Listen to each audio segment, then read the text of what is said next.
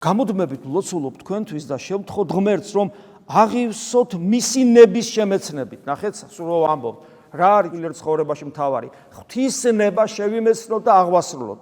და პავლე მოციქული, ნახეთ, როგორ ამბობს, გამოდმებით ლოცულობ თქვენთვის და შევთხოვ ღმერთს, რომ აღივსოთ მისი, ანუ უფლის ნების შემეცნებით, მთელი სიბრძნით, ნების შემეცნების შემდგომ, მთელი სიბრძნით და სულიერი წვდომის უნარით. ანუ პირველ რიგში ღვთის ნების შემეცნება, რასაც მოყვება გამგზნობა და სულიერი წვდომა.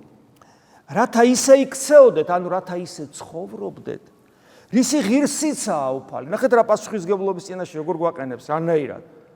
შენ მოგიწოდა, შენთვის მოკვდა, ეხლა შენ როგორ უნდა მოიქცე? რისი ღირსიცაა უფალი. ანუ ჩვენში უფლის ღირსების შესაბამისი ცხოვრება უნდა დაიწყოს. ეს არის ღვთისნების ცხოვრება.